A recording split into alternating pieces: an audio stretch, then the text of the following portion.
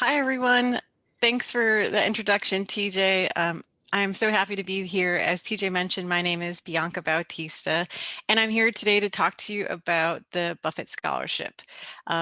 Prior to working at the Buffett Foundation, I used to actually work at the University of Nebraska in Omaha in the Thompson Learning Community, working with Buffett Scholars. So I'm really excited to share this information to help you attend college with free money using the Buffett Scholarship. So I'll help you walk you through what you need to do to apply for the scholarship, and then of course answer questions along the way. I'm joined today by my colleague Kristen Jackman, so she'll be the one that's answering the questions on that Q&A chat, as TJ mentioned. And if there's a popular question, she may also interrupt me just to make sure that everyone has that right information.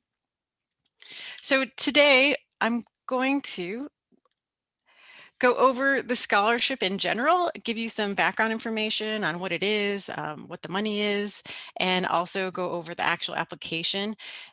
I will do a big picture of the application. I won't go over each page within the scholarship application, but rather the really important pieces of the application that you are hopefully doing now as you are in the middle of November.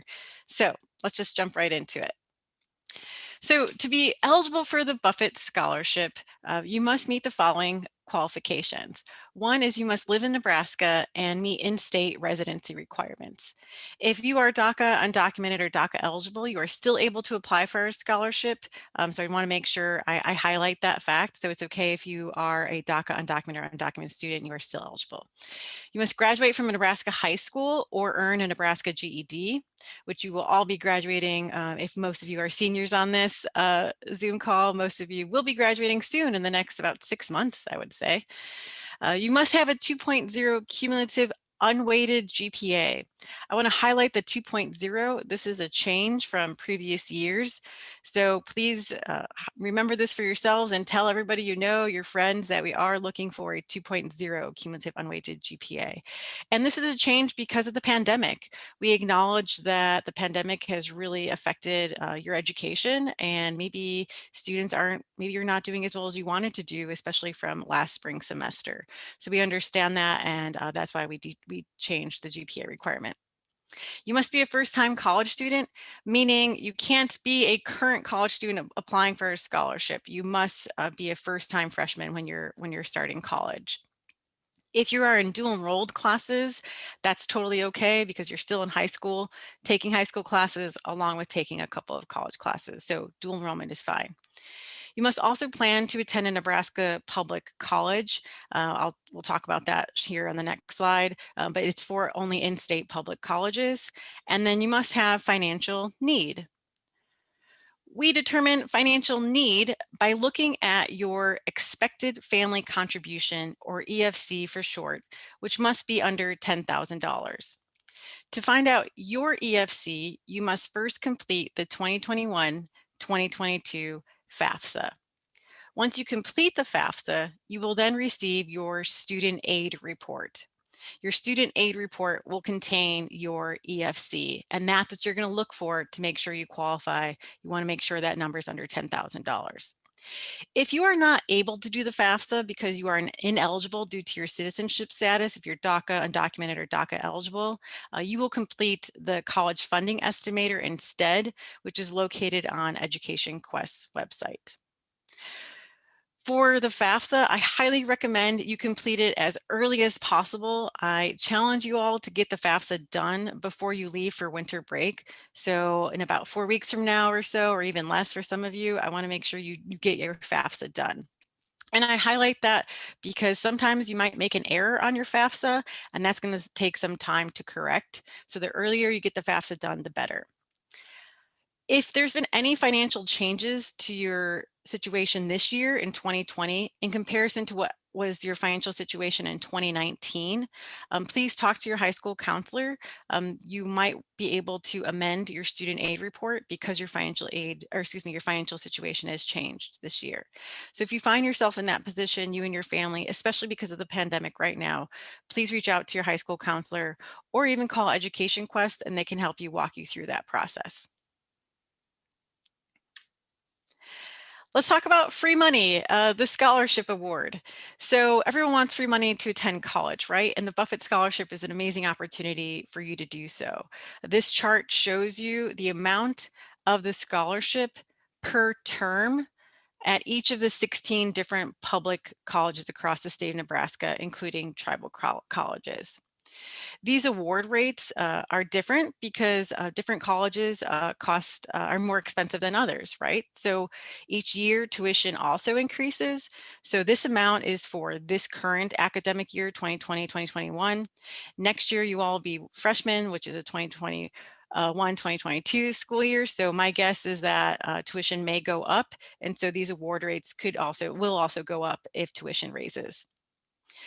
The scholarship amount goes towards anything related to your college, to your cost of attendance, such as tuition, fees, room and board, books, anything related to your college expenses. That's what this money can go towards. This money is also stackable, meaning combinable. It can be combined with other free money, such as the Pell Grant or the Nebraska Promise. Those are all types of free money that you can stack to use to go to college. There's a handful of scholarships that the Buffett Scholarship is not stackable with. So I'm going to rattle those off for you right now.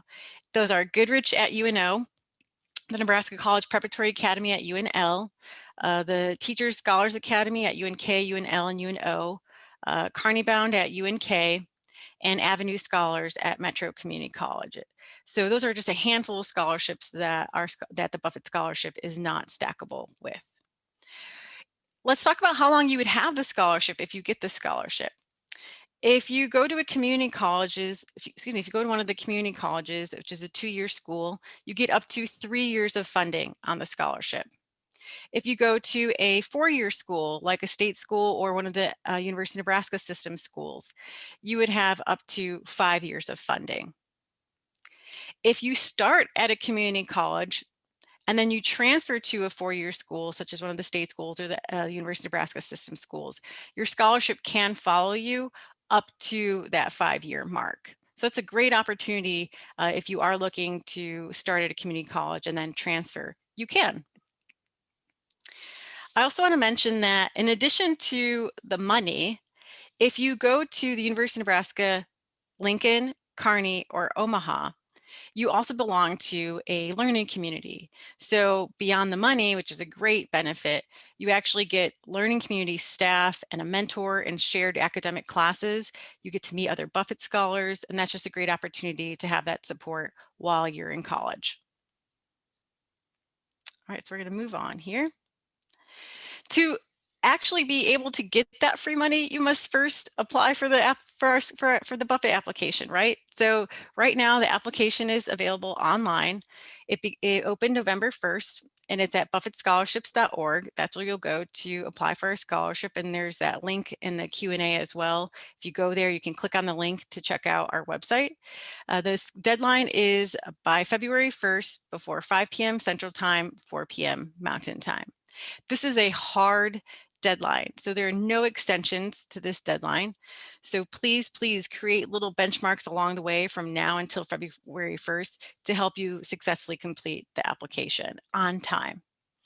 Once this deadline hits, the entire application shuts down, so you will not be able to access the application, and neither will I. It is the whole system is offline at that time. So again, please do not wait until 4:59 p.m. Central Time on February 1st to make sure everything is in. Make sure you're checking days or weeks beforehand. We're going to zero in on a couple pieces of the application. This slide shows you what makes up the application. I want to highlight with the transcript this year that is required to be a PDF copy of your transcript. That PDF copy can be official or unofficial as long as it contains your name, your date of birth, your high school name, and the classes that you attend in high school, and then of course your GPA, your unweighted cumulative GPA. So it's okay if it's a unofficial transcript as long as it contains those following items. We're going to jump in and dive into the recommendation.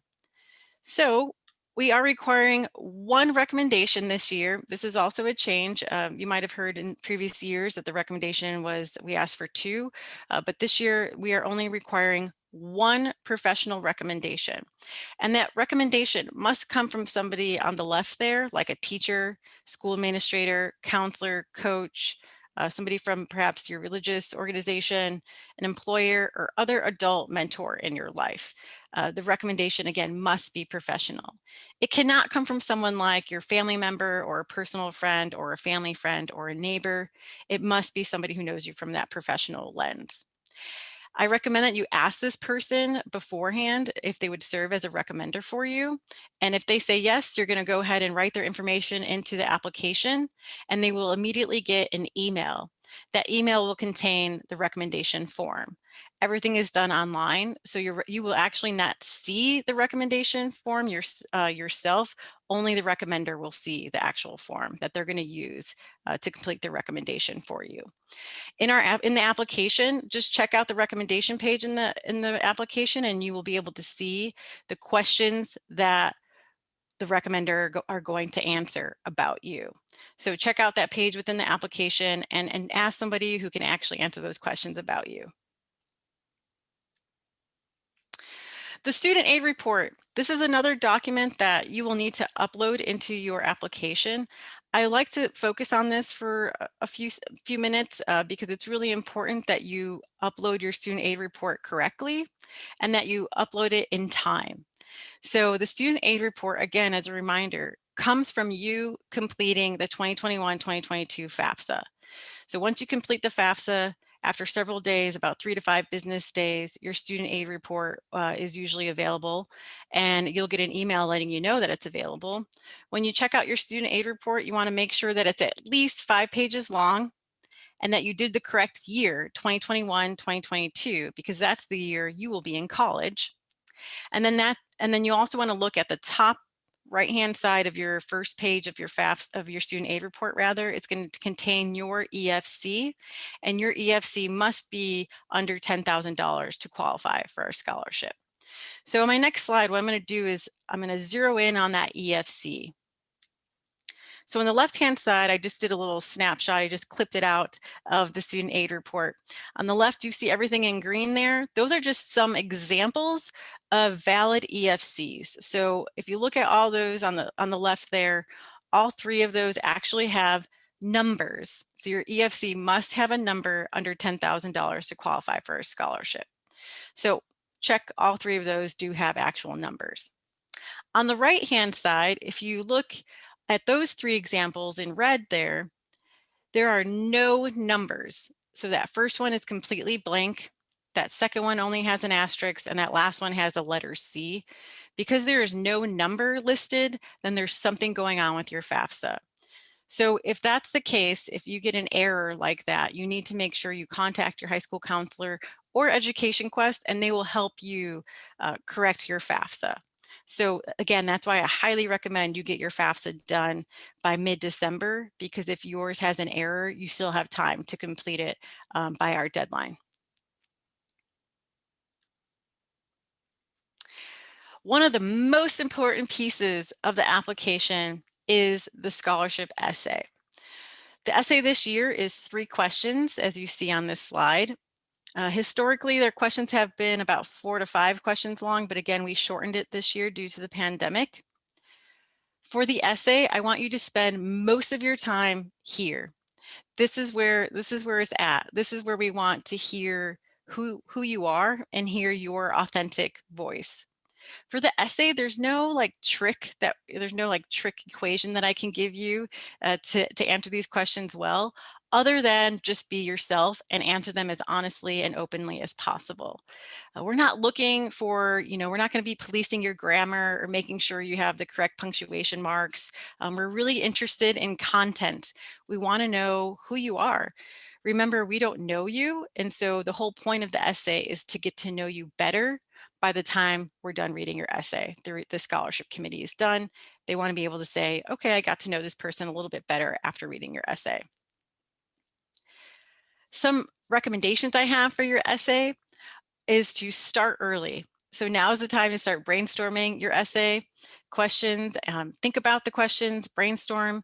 If you're not sure how to answer the questions, talk to somebody about it. Maybe talk to your family or your teacher or a friend and talk out loud about the questions. I would also recommend you have somebody else read your essay. I think it's always a good rule of thumb to have somebody who doesn't know you that well to read your essay and see if they got to know you better by the time they were done reading it. Also pay attention to the question, right? Make sure you're actually answering the question. Please don't use a different essay that you wrote for another scholarship application and just automatically copy and paste it into the Buffett application.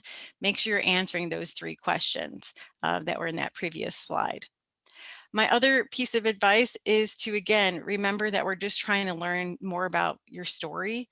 So again, there's no right or wrong answer. It's just an answer that reflects who you are.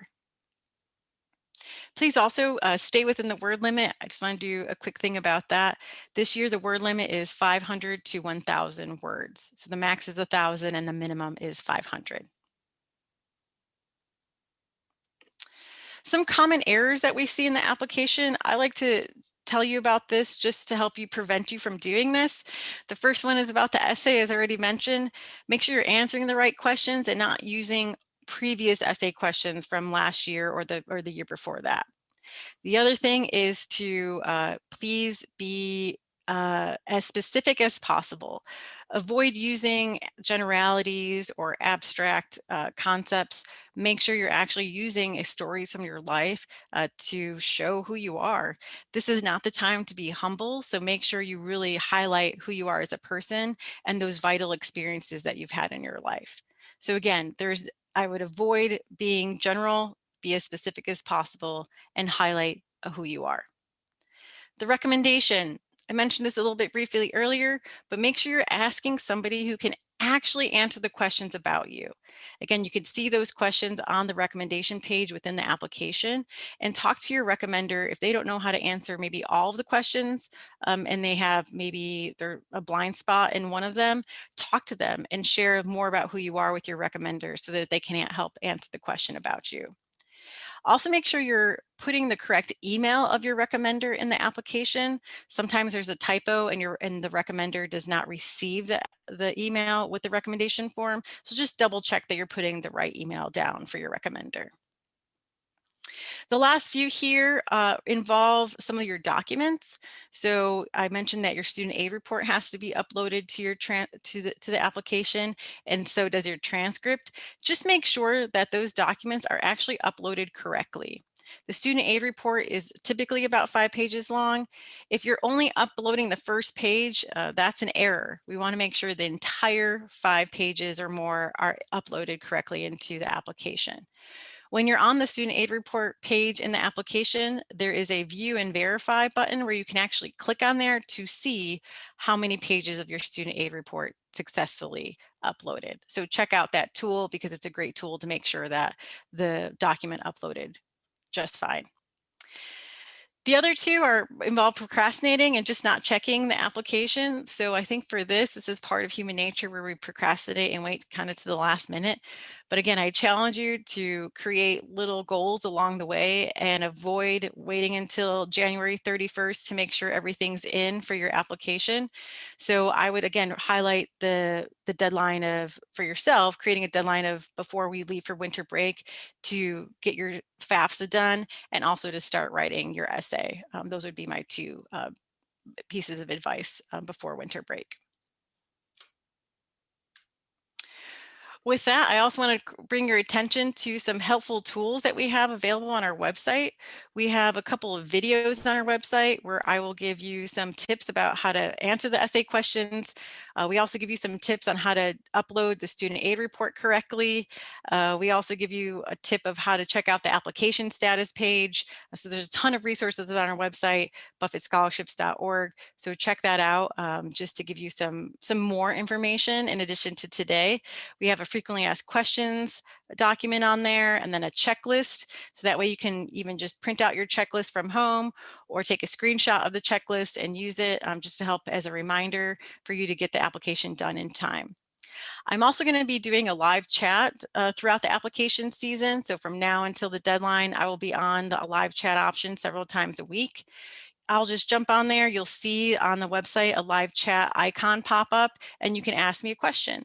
If I'm not online, you can go ahead and email us, and it will send us directly to our inbox, and we'll respond to you usually within about 2 days or even less. So we have a pretty quick response time. Our email can be found here, scholarships_app@stbfoundation.org, or you can even just jump to our website, and our email is also there as well. So with that, I'm going to pause there and open the floor to questions. So Kristen, I'm going to see if we have any popular questions.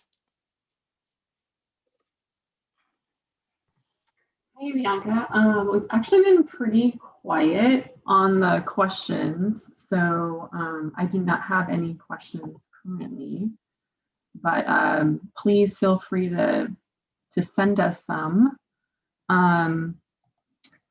We kind of just, you went over the, the student aid report really well. Just to reiterate, if there is an EFC that does not have a number, can you talk about that? And then if an EFC does have a number, but then has an asterisk or a C behind it, is that okay? Sure, absolutely. Thanks, Kristen. So we're going to zero in on the EFC again. So you want to make sure your EFC has an actual number. So on the left here in the green, if you look at the very bottom one, it says 8,500 and there's a little asterisk. It's a little hard to see. It looks just like a little dot there. When you receive your EFC and there you find there's an asterisk there, that means you were selected for verification. And verification is a process that you're going to have to go through the financial aid office of the college that you plan to attend. They want to verify your financial situation, which is why there's an asterisk. On the right-hand side, there is no number. So if you're missing a number for your EFC, then there's something wrong with your Fafsa. I can't tell you exactly what's wrong with your FAFSA because I don't know the specifics of your situation if there's no number, but I would recommend that you contact Education Quest or your high school counselor, and they will help you walk you through that process.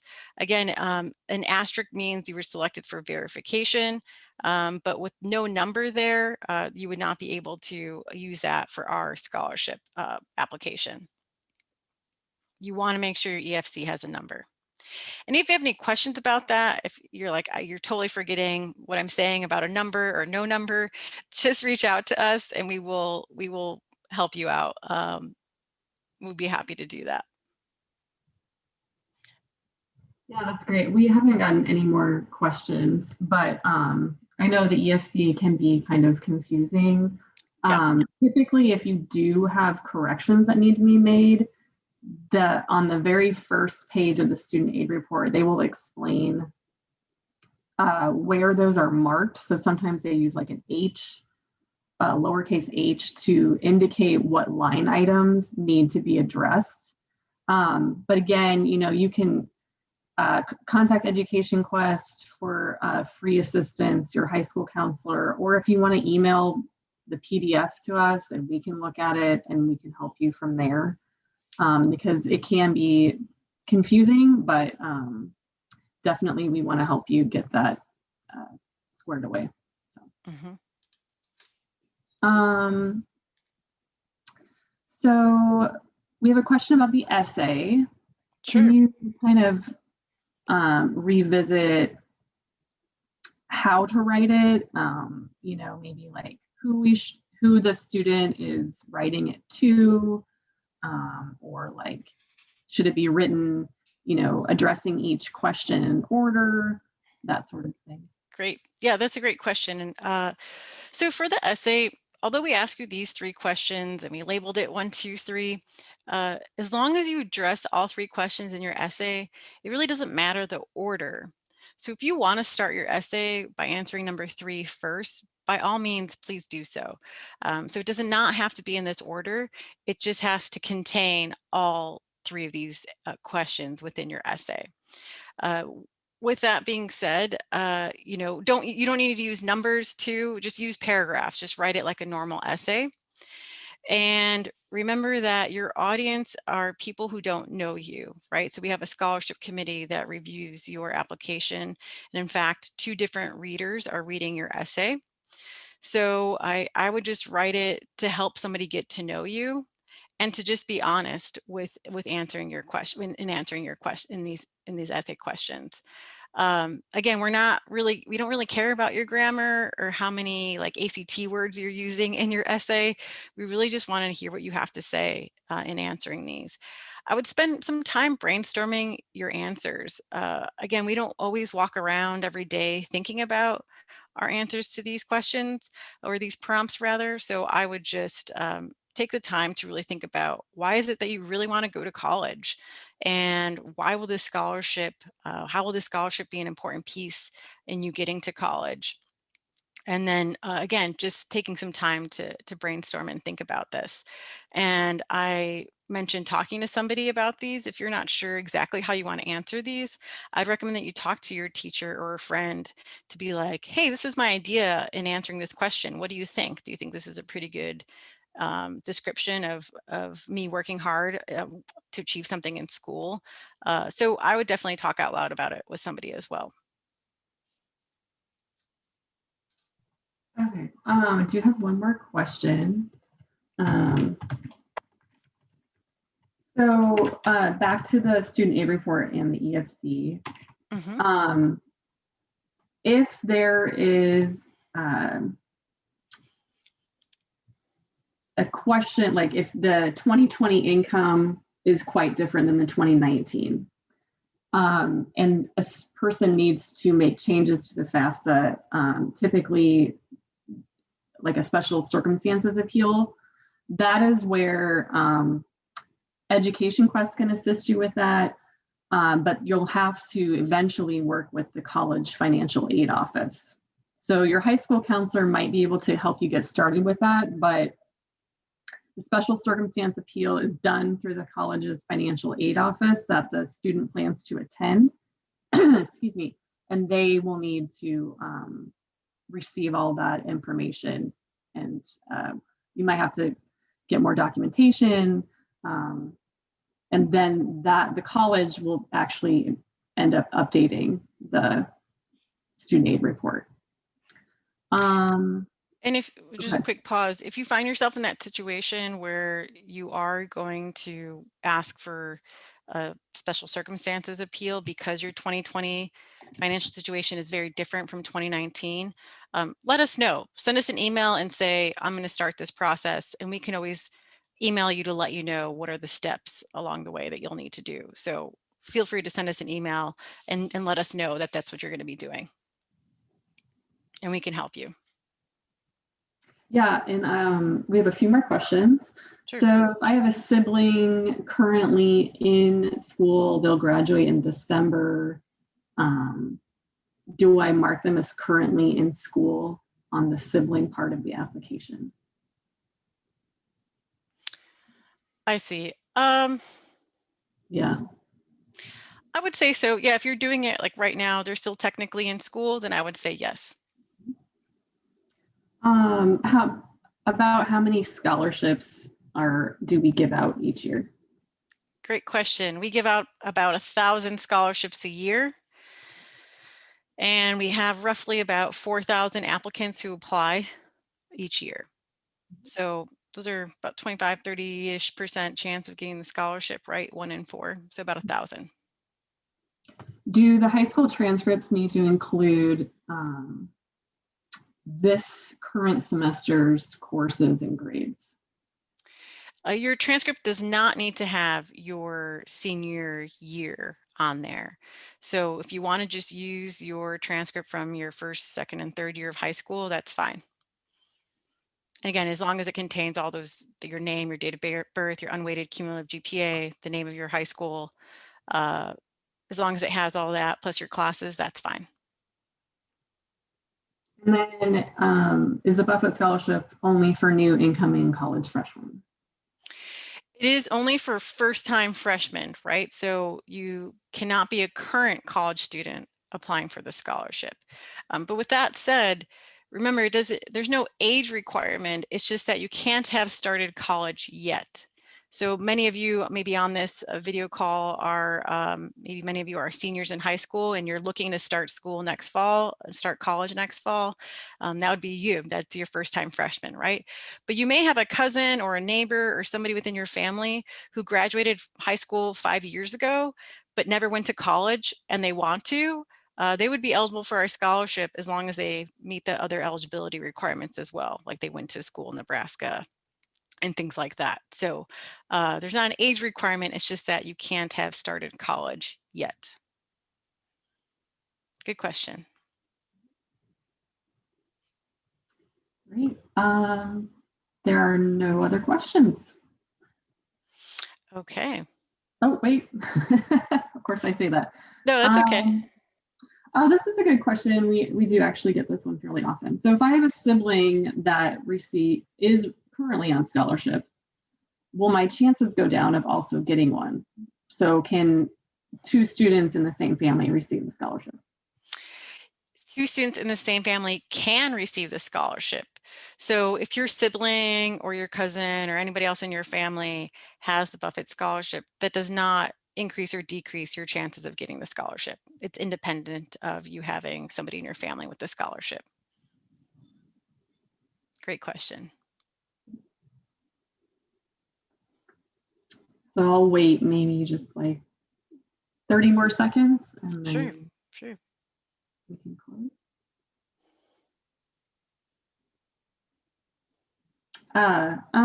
This is a good one too. So what if a student takes summer college courses, so like this upcoming summer, before entering college in the fall? Okay, good question. We often get that one too. So again, you must be a first-time freshman when you start on a scholarship with the Buffett scholarship. So you cannot then start summer classes before you start in the fall if you get the scholarship. So again, you would not be able to take a summer class with the scholarship if you become a scholar. So unfortunately, once you graduate, let's say you all are going to graduate in May, presumably, this May, you would then start college during the traditional fall semester, which would be August for most schools, or maybe early September if they're on a different schedule, but you would not be able to take summer courses.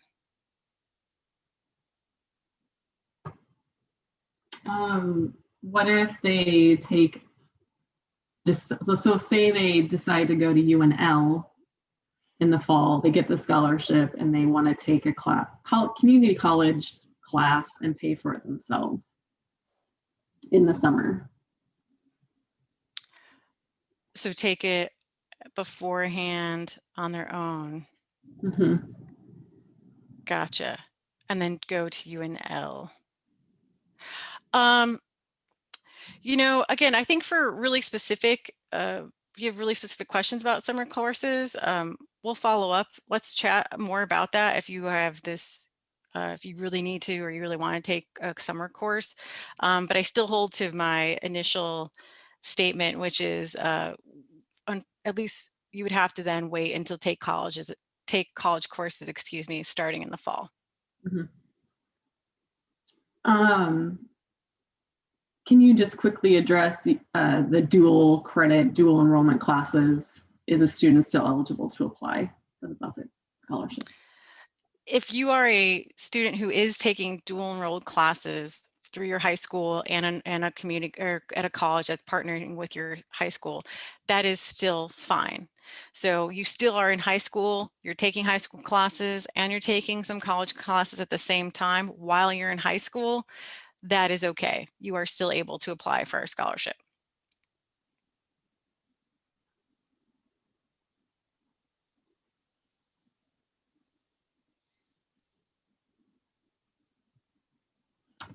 Good question here. If you decide to switch colleges, so if you're on scholarship and you decide to change colleges, does it follow you, scholarship? Yes, you can. So if you go to, I'm going to jump back to the slide here with all the different colleges. So I mentioned there's 16 different public colleges across the state. We oftentimes have students who transfer between colleges. So there is a process for that. But yes, you can transfer as long as you remain in good standing academically and you don't owe a balance at the school that you're leaving. Your scholarship would transfer you to the new school. Absolutely.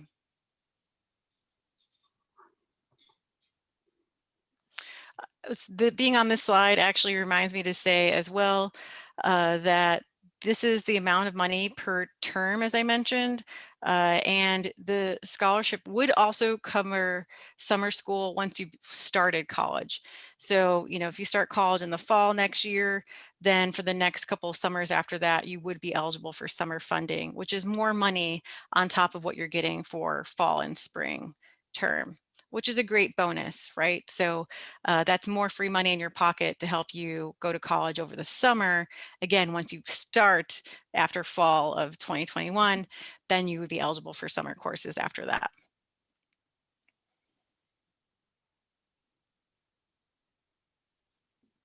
Okay, Other can probably go ahead questions? and wrap up. All right. Well, great questions, y'all, and thank you again for joining us.